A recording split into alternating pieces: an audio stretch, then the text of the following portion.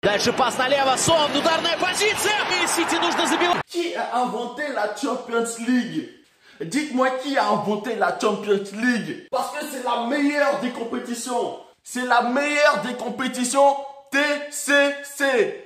Toutes catégories confondues. Bonjour à tous et bienvenue sur Atuito Sport. Bienvenue dans ce débrief de match légendaire qui a eu lieu ce soir entre Manchester City et Tottenham. Fallait pas arriver en retard les gars. Fallait pas. En 10 minutes, il y a eu 4 buts les mecs. Non mais 4 buts, on n'y comprenait rien. On se dit mais c'est un match de foot ou de cricket là? Je comprends pas. Il y a sûrement une erreur sur l'affichage du score. Eh ben non, c'était un match de FIFA. Tac, tac, tac, tac. Celui qui clignote des yeux, il loupe un but. Hop, but, hop, but, hop, but. Ça commence très fort. Manchester City, comme à toutes ses habitudes, ils mettent une pression dès le départ, mais de folie. Ils partent du principe que là, il faut qu'ils s'imposent tout de suite. Là, il faut qu'ils fassent douter Tottenham là. Tout de suite, les Vertonghen, les Aderwawad là, il faut qu'ils commencent à flipper. Et ils réussissent. Sterling ouvre le score à la 4e minute. Enroulé magnifique au second poteau. Loris, je sais pas c'est quoi son problème à lui à rester collé au premier poteau, sachant que le gars il voit bien qu'il va tenter l'enrouler au second. Mais c'est pas grave. Ouverture du score de la part de Manchester City. Dans la foulée, qu'est-ce qui se passe? Genre le deuxième but enroulé à l'opposé là-bas, mais très fort. Le gardien Ederson, il peut rien faire. Mais non, mais qu'est-ce qui se passe? C'est quoi ce bordel? Eh ben figurez-vous que le bordel n'est même pas fini les mecs. À la 11e minute, soit 1 minute plus tard après le doublé de Minson, Bernardo Silva il égalise. Et là tu te dis sûrement, bon bah ok, le bordel je pense que c'est fini, 2-2, ils vont peut-être se reconcentrer. Bah non, la puterie n'est jamais finie. 10 minutes plus tard, Raheem Sterling met son deuxième but d'un centre rasé très précis mais laser de Kevin De Bruyne. 3-2 pour Manchester City. C'est fou. Match de légende en une mi-temps, le match il était légendaire déjà. Au retour des vestiaires, il faut absolument que Manchester City mette un but pour se qualifier. Et il faut absolument que Tottenham maintienne le score pour se qualifier. Mais c'est sans compter sur le bordel de la première période. 59e minute, Kunagore met une grosse frappe dans la tête à Hugo Lloris. Il n'a pas le temps de réagir, but. Ça y est, City est qualifié 4-2. Tu es en train de te dire, mais c'est quoi cette mélange chimique qui fait une explosion pareille de joie, d'émerveillement devant un match de Champions League? C'est pas fini. À la 73e minute, on pensait Tottenham qu'ils allaient tomber, voilà, que City ils allaient prendre le dessus vraiment et décoller. Eh ben non, ils réussissent malgré tout à obtenir un corner. Corner très bien tiré par, je pense, Trippier. Llorente, qui est très loin d'être du niveau de Harry Kane, marque un but de la hanche. 4-3, là, c'est Tottenham qui est qualifié. Mais attendez, le bordel n'est pas fini. 92e minute, je pense, Agüero revient in extremis d'une position d'hors-jeu. Parce que dans la foulée de la récupération du ballon, ils sont allés mettre un but. Et là, tout le monde crie de joie. Pep Guardiola, il saute. Tous ses cheveux, il repousse. C'est la joie. Allez hop, VAR. But refusé pour hors-jeu. Même la VAR, même les arbitres, ils ont participé à ce match de légende. Qui a inventé la Champions League? Toi, qui as eu l'idée d'inventer cette compétition-là, la Champions League. Je sais pas si tu es au fond de ton fauteuil ou bien au fond du cercueil.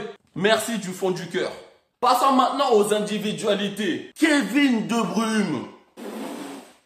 Il a éclaté ce match de tout son talent. Incroyable. C'est incontestablement le meilleur joueur de Première Ligue. Mais le pourcentage de vista de ce mec, allez sur 100, le gars il doit être à 150 facile. Il se trompe presque jamais. Vous avez vu la passe pour Sterling? Une passe ultra calculée. La symétrie est parfaite entre Hugo Lloris et entre les défenseurs. Ça passe là où il faut jusqu'à dans les pieds de Raheem Sterling quoi. Pouh!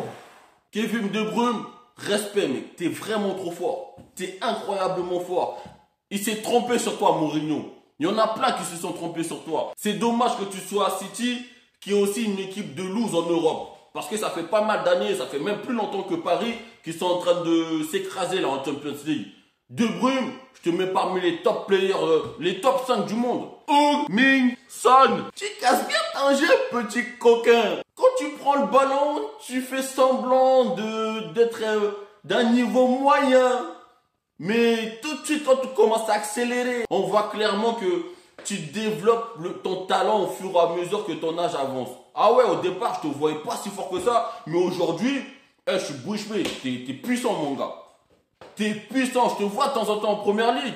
Mais voilà, pour moi, tu restes un joueur à mettre au même niveau. Tu sais, les joueurs forts, mais pas de ouf. Comme Firmino et Agüero. Mais en vérité, t'es plus puissant qu'eux. Non, travaille. Tu vas devenir trop violent. Jin-Sung Park 2. Heung-min Son, homme du match. Validé par moi-même. Hugo Lloris et Ederson. Qu'est-ce qui vous est arrivé aujourd'hui? Vous vous rendez compte un peu de ce qui s'est passé là? Aujourd'hui, je vous ai pas trop reconnu. Vous étiez un peu déconcentré. Je sais pas à quoi vous pensez. Peut-être que la pression elle était trop forte pour vous. Mais je suis très surpris de votre fébrilité pendant ce match. Hein. Choquant. Manchester City s'est fait éliminer. Dans mon débrief où je parlais des quarts de finale entre City et Tottenham, je disais absolument que je savais pas qui va passer. Voilà. Il s'avère que j'avais un peu raison. Tottenham, c'est sûr, contre City, ils partaient pas favoris. Mais vous voyez, je vous disais, City c'est une équipe bizarre. Ils sont censés écrabouiller leur adversaire, mais d'une de ses puissances. Parce que avec les individualités en défense, au milieu, en attaque qu'ils ont, la profondeur qu'ils ont sur le banc. Attendez, Fernandinho est rentré en seconde période.